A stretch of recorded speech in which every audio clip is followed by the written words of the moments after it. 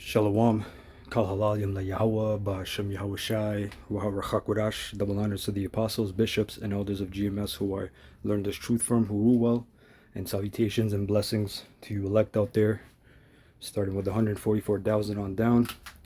So today we're getting into some history, and primarily in England, all right, how a lot of Jakes fell from power, fell from rulership. Okay, we're going to get into that information. So this is from a website called realhistorywww.com. Okay, you brothers who are history enthusiasts, I'm pretty sure you know this site. There are bones here. Don't get me wrong. You gotta know. You have to know the truth, all right? Because this person does go off, but he brings out a lot of good information. So it says here, during the medieval period, hundreds of racial and religious wars were fought. The 30 Years' War, being the only one that the albinos will acknowledge was not a political war. When you look into the 30-Year War, all right, it's pretty much the Protestants versus Catholics in Central Europe, mainly Germany. And, hey man, a lot of people died. A lot of Jakes died, you know. And they'll try to cover it as a political war, but it was really a racial war, because during this time you had the Edomites, who were back during a certain time serfs or Slavs, okay, in a servitude state, okay, and they have been already coming up, okay. It says, in Germany, even though blacks and mulattoes continued to rule over the Holy Roman Empire for a time, true black power was broken by defeat during the 30-Year War. The black survivors and prisoners of those wars would be rounded up and turned over to the British, which, when you go into some of that history, the British at this time, again, we're going to get into it, during this person called Cromwell, Oliver Cromwell, who was a very prominent Edomite. You know, I believe he's an Edomite. If he's a Jake, he's a Jake. You know, hey, there's so much information out there. He could have been a swarthy looking Edomite, but he came in the spirit of Esau. Okay, we're going to bring out that information, and he played a big part in the destabilization of Jake in what you call England, or really even the UK, all right, up into Scotland. Okay, so it says here, nonetheless, and actually when they were rounded to the British here, the last point, those British, as I said, were mainly Edomites already. Where do you think those Jakes were shipped to? To the Caribbean. A lot of them were shipped to the islands, to the Caribbean, okay, as Scotsmen. Okay, even the people that lost in those wars, the Scottish and the Irish, that's why a lot of them are in Jamaica and certain Caribbean islands. Okay, because those Jakes came from those places. From rulership, they fell, and they fell straight into servitude, right? So here, nonetheless, the English Civil Wars, the ascension of Oliver Cromwell, and the fall of the House of Stuart. Now, Stuart was a lineage that King James came from, the Stuart lineage, right? With Stuart, you know, some say steward goes back to like a housekeeper, a warden, you know, pretty much like a ruler, or some say it goes back to swarthy, svart, which means dark colored. But we know the Stuarts were swarthy people anyway, right? So it says the House of Stuart were critical to the fall of black rule in Britain, perhaps starting with Cromwell and continuing on for hundreds of years. The victorious albinos in Germany and Britain rounded up the black survivors of the wars and the prisoners from those wars and shipped them off to North America and the Caribbean as indentured servants and slaves. Perusing through shipping manifests from those times produces proof of those activities. It was Thomas Cromwell who destroyed all evidences of black rule in Britain. All right, it says, an article from the Daily Telegraph Media Group Limited, January 2015, main quote, no one can be sure of the exact figure, but it is estimated that the destruction started and legalized by Cromwell amounted to 97% of the English art then in existence. Statues were hacked down, Frescoes were smashed to bits, mosaics were pulverized, illuminated manuscripts were shredded, wooden carvings were burned, precious metal work was melted down. Now, what do you think all that meant? That was all iconoclasm, destruction of images. Icon meaning image, clasm meaning destruction, to destroy these images, right? Frescoes, manuscripts, statues, wooden carvings. So the information we have now of various crests and Moors heads and certain family coat of arms, can you imagine how much more there was? But the Lord left us, these remnants to make these points and claims, because this is part of prophecy. We were ruling in Europe for 1,000 years, and then the serpent came up out of his caves, out of his low estate, and went out to deceive, everybody in the four corners of the earth.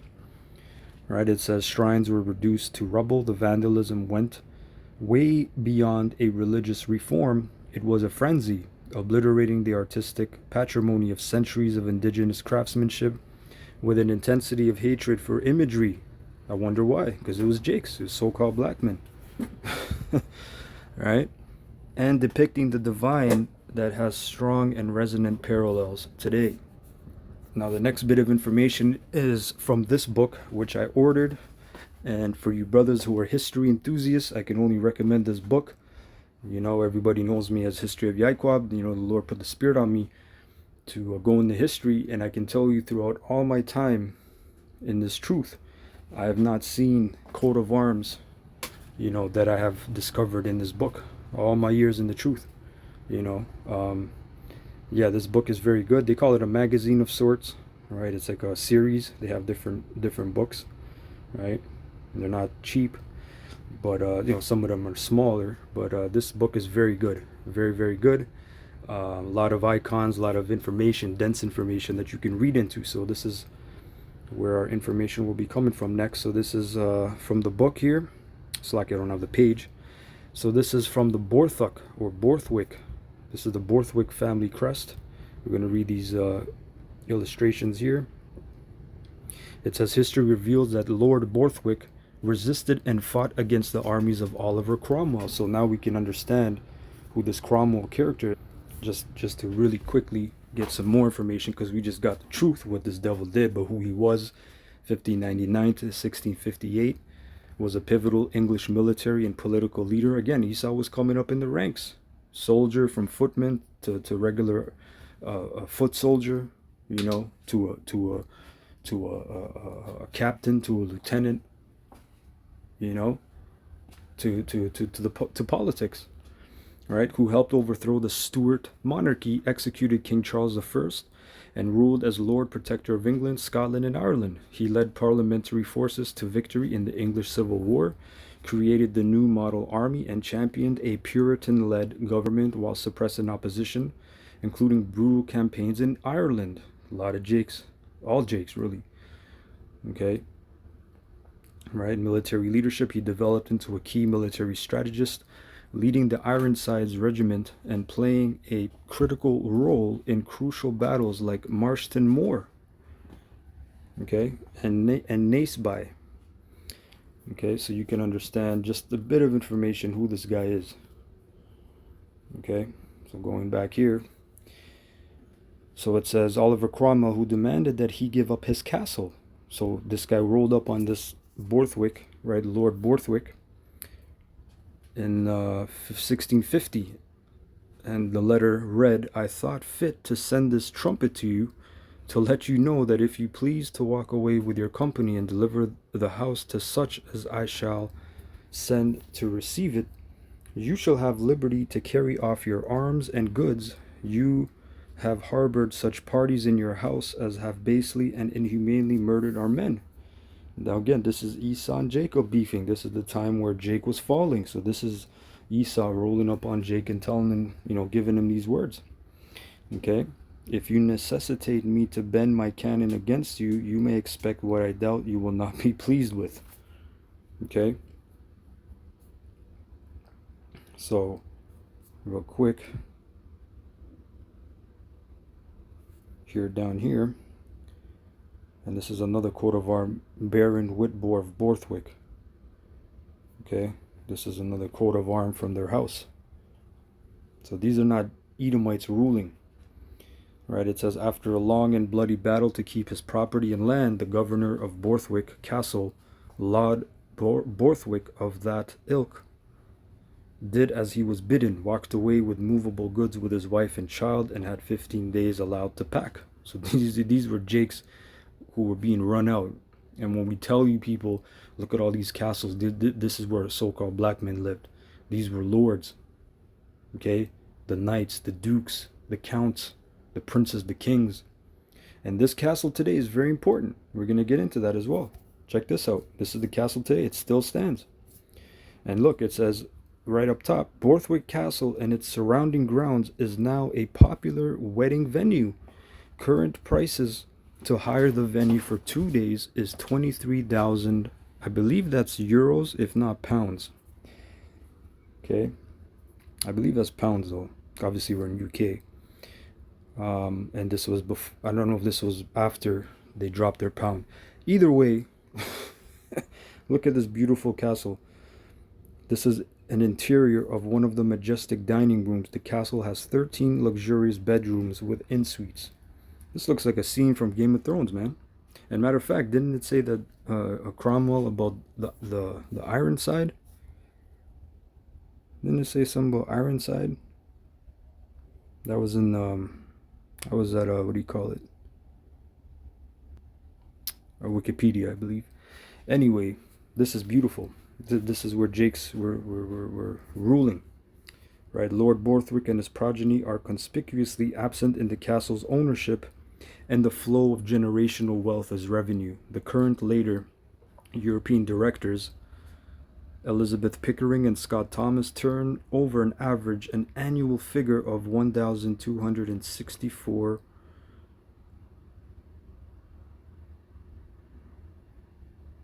300. The current, I don't know how much that is, I'll be honest, because that's a period. 300. The current value of the castle is 4.3 million. Okay, that's crazy, right? Now also, before that last snip, you see this quote down here, which is qui conducit. I believe it's qui, not chopping it up, hopefully, but let me get that, because all you gotta do is type in Clan Borthwick, as you see right here. See, this is from Wikipedia, another Moor's Head, and here this is the same one pretty much that we had in the book. Okay, and what does that mean? Is he who leads, or he who conducts. Conducit, that's where you get the word conduct. Clan Borthwick is a Scottish clan. Okay, the name Borthwick is a territorial origin. It is a traditional origin that the progenitor of Clan Borthwick was Andreas, a Livonian knight who accompanied the Saxon. Who are these people? Who are the Saxons? Who are these people? These are Israelites. Saxon means son of Isaac. Anglo means angelic. Angelic sons of Isaac. Livonian. The Livonian are Baltic Finnic people. The Finnish, the Norwegians, the Scandinavians. These are all Israelites. I know that you have this fantasy today of blue eyes and blonde hair. These are imposters. The whole world was deceived. Esau did a great job. Let's give this man a round of applause, because everybody believes this man for every lie he has said. Everywhere he said these lies, everybody believes him. Oh, these people were, these weren't black people. You guys are crazy. You guys are crazy. Okay? So this is the origin of the clan going to the Saxons. Okay. However, recent research has suggested that the Borthwicks may have come to Scotland with Julius Caesar's Roman legions. It's all possible because he had Jakes in the Roman Empire. Okay. So it doesn't really matter. We know these were Israelites though. Okay. So that's that. And then we have, all you got to do is type in the person we were talking about, William Borthwick. And this is his coat of arms, right? The ones we showed in the book. Right, with Moor's heads. Okay, then they got this guy, this imposter. All right, this is Borthwick Castle crest. The castle crest is a Moor's head cupped or cooped. And see, you can check out this castle today. Look, it's got 193 reviews. Okay. See, they're doing weddings. Look at this, man. This was where we were ruling, man. This is beautiful. I love shit like this. I love rooms like this. You know? Look at that, man. Whoo! This is amazing. This is all from people's experiences. See, 10 years ago, these are all people's, uh, you know, reviews and experiences of the castle. You see, so look at that, straight from Game of Thrones, man. Yep. So this castle still stands today.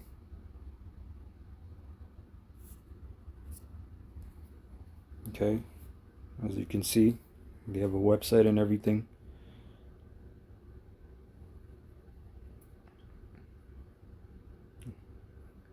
Scottish castle for your exclusive wedding or private hire.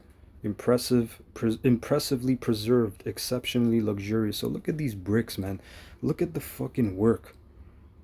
Do you think these guys did a major renovation to these places? The only place they had a renovation, there was a picture of a wall that was destroyed because I believe, as we read, they did have a battle, but they didn't destroy the castle. So look at this. This is from the 1500s, man.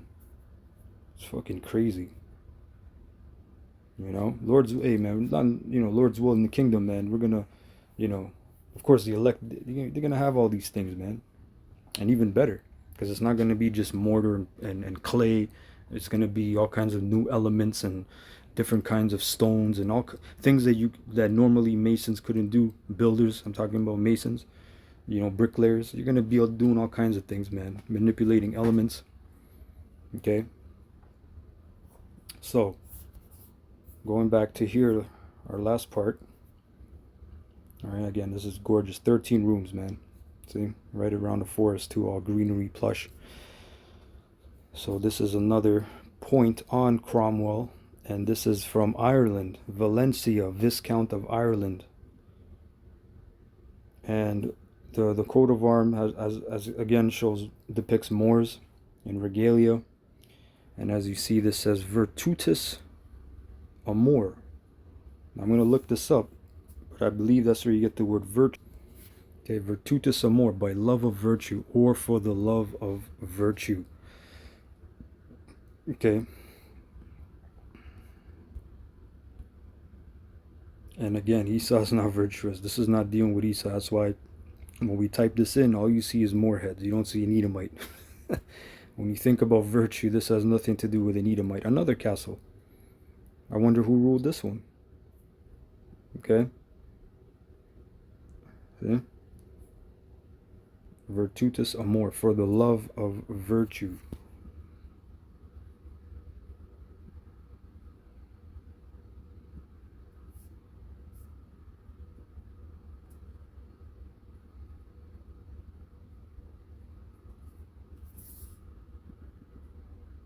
Let's look up this word virtue.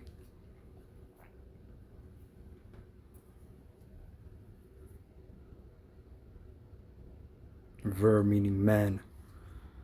Valor, merit, moral strength, moral life and conduct, uprightness of life. This has nothing to do with Esau. The opposite of vice, that's Esau. A particular moral excellence. Virtue, force, strength, vigor.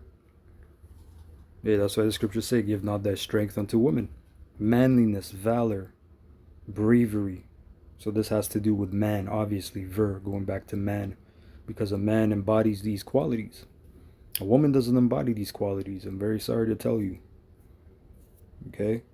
Phrase by virtue of early 13th century preserves a Middle English sense of efficacy, inherent power.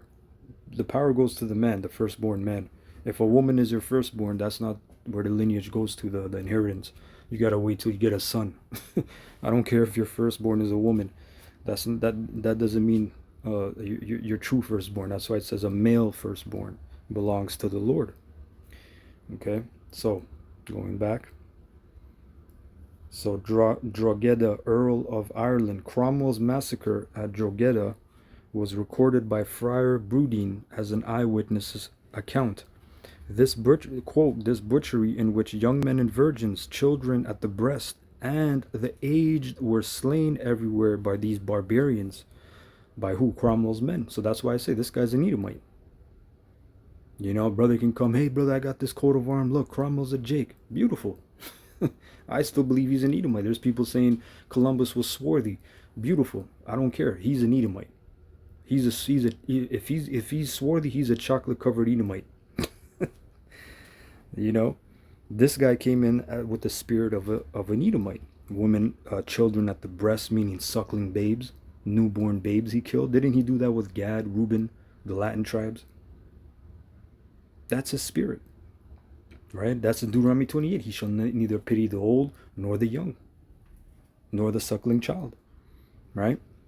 Without distinction of place, sex, religion, or age, lasted 5 continuous days, which was a slaughter.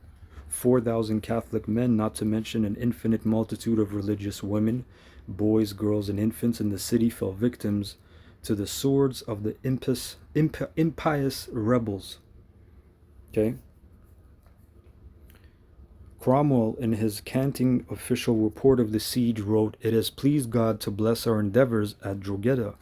I wish that all honest hearts may give the glory of this to God alone, to whom indeed the praise of this mercy belongs. I believe we put to the sword the whole number of defendants. I do not think 30 of the whole number escaped with their lives. Those that did are in safe custody for the Barbados." So that's what we're talking about. A lot of you Jakes, you come from these islands. You really come from Ireland, Scotland, England. You know, you were descendants of these nobles.